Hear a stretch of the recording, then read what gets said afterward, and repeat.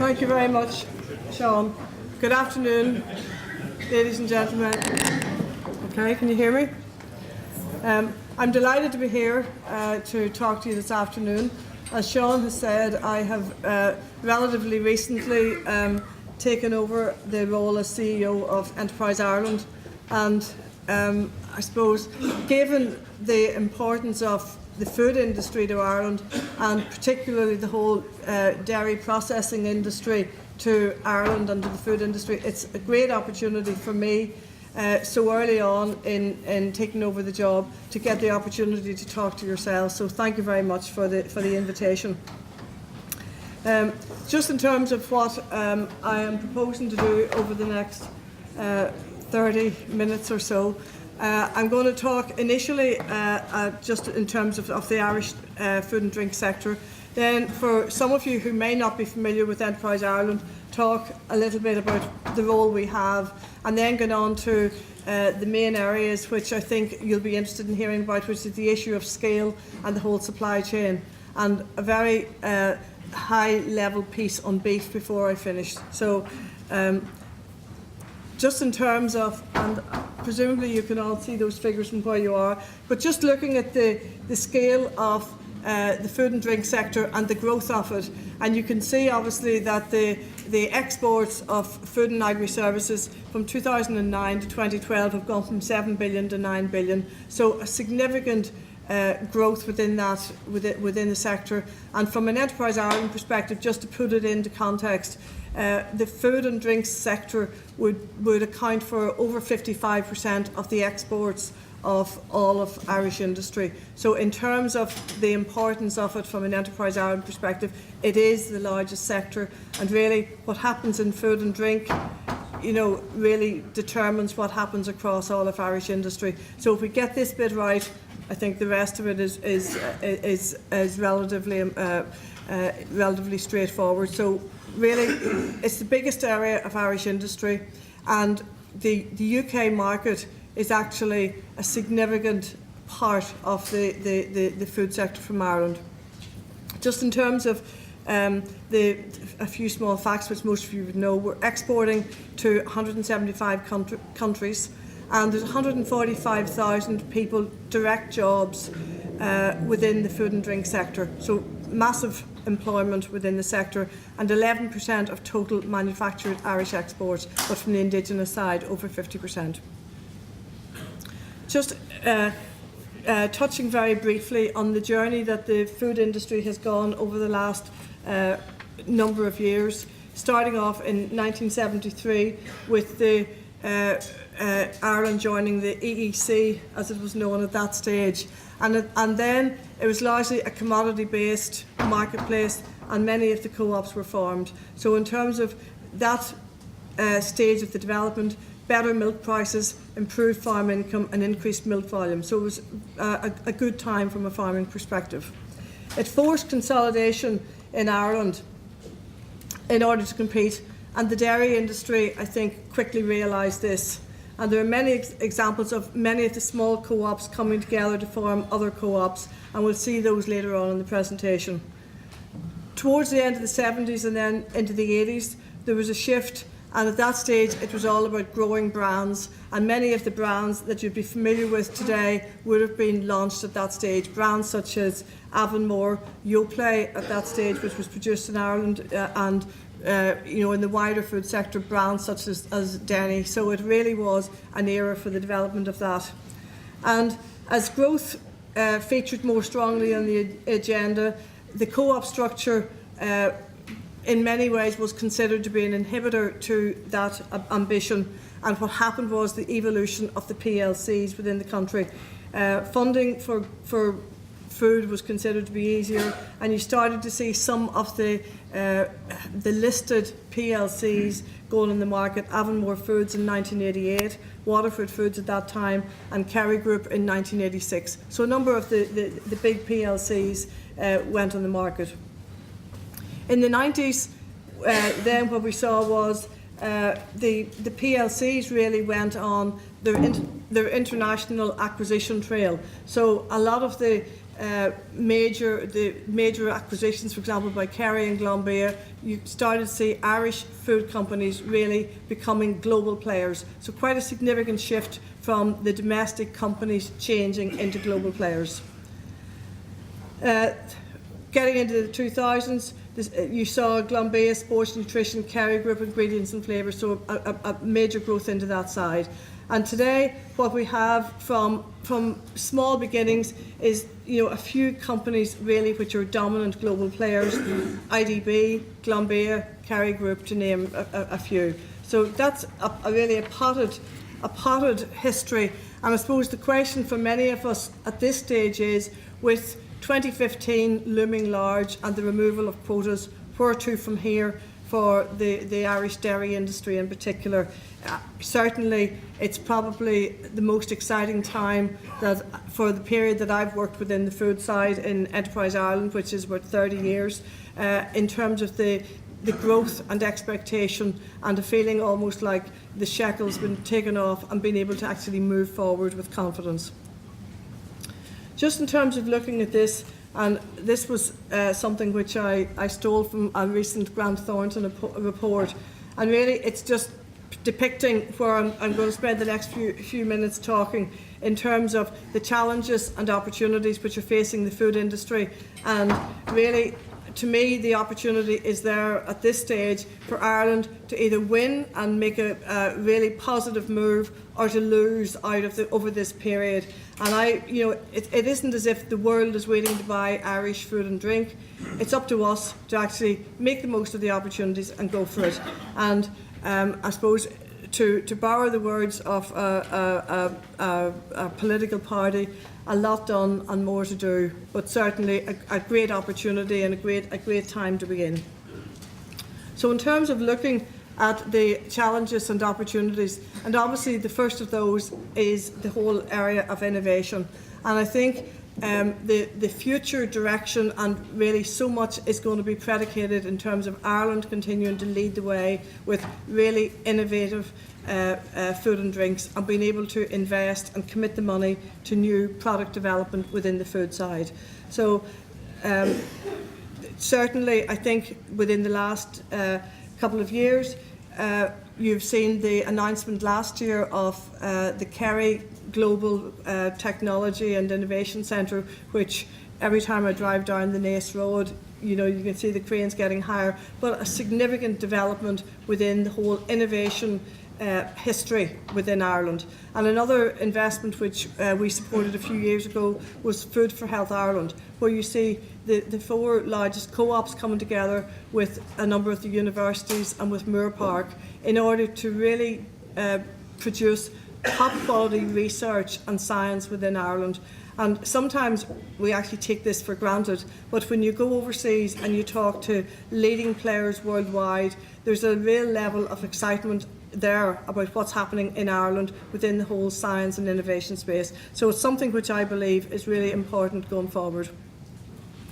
This here is really about data. And a company I was talking to at the weekend in the whole PR space, they said all of the graduates that they're taking on at present are in the maths side, etc. And it's all because there's so much data, and it's really giving so much information, and how is that actually analysed, and what is it feedback?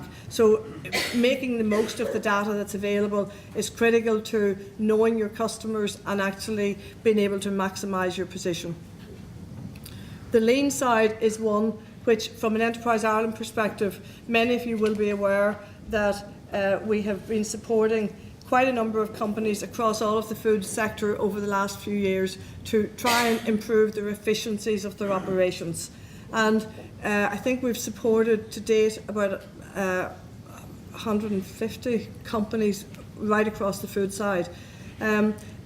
Just to give you an idea as to the potential impact that those investments and that work can have on a company, the competitiveness team have been working, and one of the companies that you'll all be familiar with is Dairy Gold.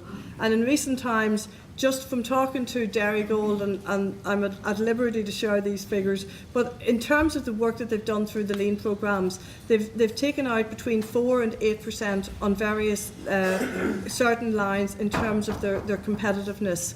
The production capacity increases of between 4 and 8%. In terms of their increases in throughput, up to 15% as a result of going through the lean side. Quality levels going anywhere between 2 and 7% improvements. And even in the back office side, in terms of time savings and all of the operations that they do on a monthly basis. So really, in terms of going forward, if Ireland is going to be able to grow in markets as they have the ability to do so, the importance of lean is something which can't be overstated. In terms of the new products, consumers are really increasingly aware of what they're buying and looking for value, looking for convenience, looking for quality, and anybody who's going to avail of the opportunities needs to be tuned into that. As I said earlier on the data side, this is something which all of the supermarkets have and are increasingly using it. And for example, if you look at the retail sector within Ireland, you'll see, Aldi and Lidl have taken a lot of the market share from the mainstream players. And what you'll find in recent times is a lot of offers of loyalty coupons and things, and looking for people to do a larger shop. So if you spend €100, you can get €20 off, or spend €50, you get €10 off. And this is about really trying to break the habits of people going into the lower cost Lidls and Aldis and buying selectively for some things, and to try to get people back to do the large shop in one of the key multiples. So increasingly people need to be tuned into what's happening in that side. In terms of Brand Ireland, and Brand Ireland is something which is strong in food, and certainly I think the work which Board Bea have done over the last year, 18 months in Origin Green is a very well-timed development in terms of the potential for that going forward. It's something which I think, as the whole sustainability agenda continues to grow, the value of that brand, and certainly once again in the overseas market, people being very aware of the carbon footprint, etc. But the quality of Irish products and services and products are really excellent, and it's something which will help us going forward. Just in terms of the whole, and you'll notice not only have I red tape for all the bureaucracy associated with the food industry, but also green tape. And actually, in terms of the environmental side, there is significant requirement to meet regulations, and it's an art in itself. Really, what that can do for Ireland, that is leading the charge in terms of its quality and its regulation and its adherence to this area, it can actually give us a competitive advantage. And it's something which is very strongly recognised globally, that we, in many cases people will say we don't follow the rules, we make the rules. And therefore making the most of this as a country is something which can help us in the marketplace going forward. And obviously access to funding is really a major challenge, continues to be. For many, and I think many of the dairy co-ops in Ireland have much lower debt than many of the competitors worldwide, but certainly many people will still say access, particularly in the working capital side, is a constraint to development. And as we go forward into the new era, there's going to be significant further working capital required. So that's an ongoing challenge. And then last but not least, the whole the supply chain.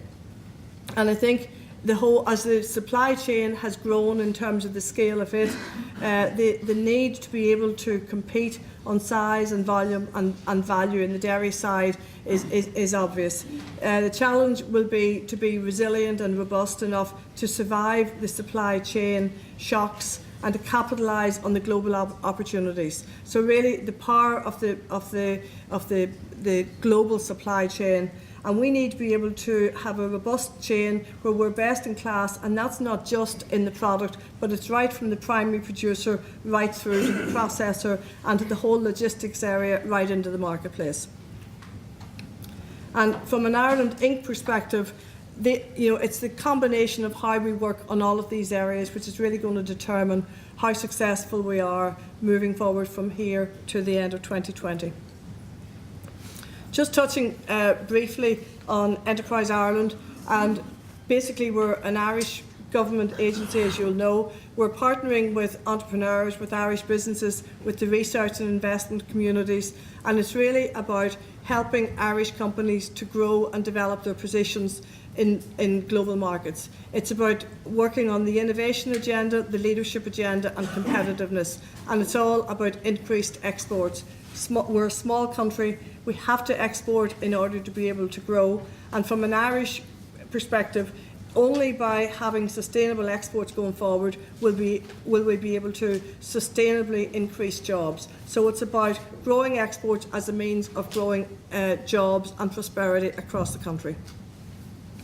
In terms of what we're doing, we're working with everything from new startups right through to the existing FDI, multinational food companies in Ireland, and all of the existing established basic companies. That's from investing in the startups and also expansions of existing companies, helping companies with their innovation and R&D efforts, and that's not just helping them on a company-by-company basis, but increasingly bringing groups of companies together to try to work on common issues in the longer term, as in areas like the Food for Health Ireland side, and we're currently in the process of finalising a similar technology centre for the beef companies. So it's really about working on today's innovation challenges as well as the longer term ones. In terms of the lean journey I've talked about, and then raising the leadership, aspiration and management. And any of you will know that there's really strong correlation between strong leaders in companies and the performance of those companies. So a lot of our work is done in terms of working with companies in the food side, in the software side, in the medical technology area, bringing groups of managers together to develop on leadership programs or in helping them to sell more. And really the last piece is about making connections in order to have an infrastructure that actually works to support industry. A number of these that I'm sure all of them will be familiar to you, significant projects that we have launched or publicly in terms of our engagement with them over the last 12 months. First one here is the Glanbia project, 1,600 jobs and 450 construction jobs. Now that 1,600 is largely at farm level and right through in this services as well as the jobs in the processing side. And you know, as all of you will know, in terms of the importance of that project from an Irish perspective, it's the first greenfield dairy processing project in Ireland in 40 years. So it's a massively important project in terms of the capacity to take on, to be able to deal with the throughput when quotas end. Kerry project I mentioned, and again, this is employing about 900 people in a technology and innovation centre, and over 500 of those will be third level graduate research jobs in the company. So again, a world-class project which was won by Ireland against a lot of competing countries. So again, a major development. Dairy Gold Ingredients recently announced their 33 million investment, and again that's to give them the additional capacity to handle the additional milk coming on stream post 2015. And Food for Health Ireland is the technology centre I mentioned earlier between the universities and Moore Park, etc. And again, leading edge science, which will be really important in terms of putting in place the building blocks for the future development of the dairy processing sector. The Dairy Investment Fund, many of you will be familiar with it, and these are companies who were all supported by the Dairy Investment Fund, which was able to accelerate the investment of 286 million was the investment in the projects as a result of that fund. So really important in terms of driving the efficiency agenda within Ireland. And even since that fund was done, you'll notice companies like Newmarket, which have been taken over by Kerry subsequently. So again, the ongoing evolution of the industry and scaling up.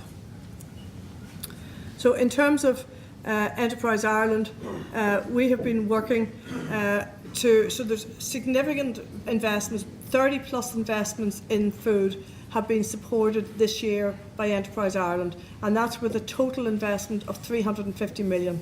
So significant. In fact, it is the most significant area of investment for Enterprise Ireland across any sector. In terms of the lean companies, 150 companies so far have been supported with lean, and then 400 innovation vouchers. Innovation vouchers are a really convenient type of support. €5,000 cheque, which you can get in a pretty administration-free way to help you get R&D or research done by the third level. And really, what this is a means of trying to open the doors of the third level colleges for small companies to use, so that they actually can open the door, form relationships, and move forward from there. So there's 400 innovation vouchers have been supported in the food side alone. 80 of the leaders in the food side have gone through Leadership for Growth programmes, and again, it's about developing the capability. And then FoodWorks, which is a start-up food project, a collaboration between Bord Bia, Teagasc and Enterprise Ireland. So in the spirit of collaboration, it isn't just for the companies, it's for ourselves as well. So it's really about everybody working to their strengths in order to make sure that Ireland Inc. wins out.